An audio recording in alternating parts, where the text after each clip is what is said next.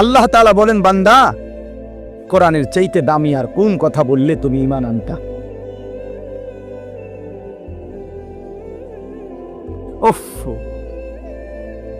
এর চাইতে দামি কি বললে তুমি বিশ্বাস করো? আল্লাহ তাআলা বলছে, দুনিয়াবাসী, আমার সবচেয়ে কলিজার টুকরা বন্ধু, আমার সবচেয়ে প্রিয় রাসূল, আখিরি নবী, আমার বন্ধু, আমার হাবিব রাসূল আকরাম সাল্লাল্লাহু আলাইহি ওয়াসাল্লাম, তাকে দিলাম তোমার জন্য।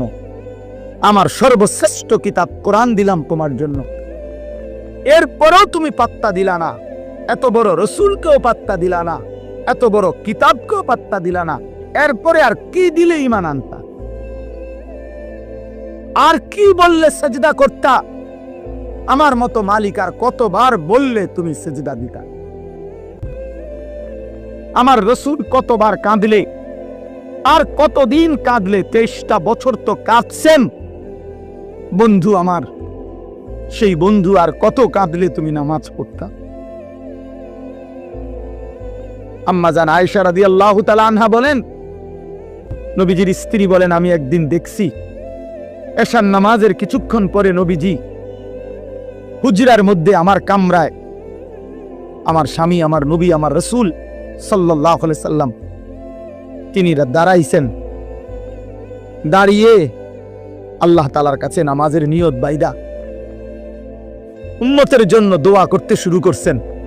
আম্মা জান আয়েশা বলেন, দুনিয়াবাসী, আল্লাহর কসম, ফজরের আজানের পূর্ব পর্যন্ত এক দাঁড়ানোতে আমি দেখছি নবীজি সারাটা রাত কাঁদছেন আর উম্মতের জন্য দোয়া করছেন।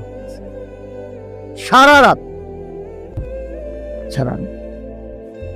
ইন তুআযিবহুম ফাইন্নাহুম ইবাদুক ওয়া ইন তাগফির লাহুম ফাইন্নাকা আনতাল আজিজুল হাকীম। এই দোয়াটা করছে, আল্লাহ, আমার উম্মত আপনার বান্দা, আপনি বানাইছেন।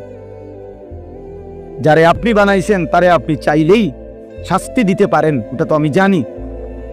আপনি শাস্তি দিলে আপনারে বাধা দিবে কে?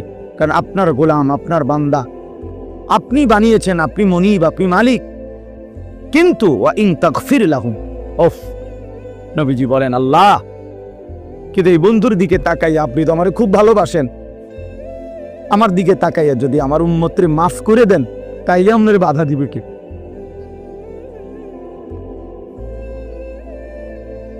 আপনি মাফ করে দিলে আপনারা তো কেউ কিছু বলতে পারবে না, এই ক্ষমতা তো কারো নাই। আপনি তো চাইলে মাফই করে দিতে পারেন, তো দেন না মাফ করে।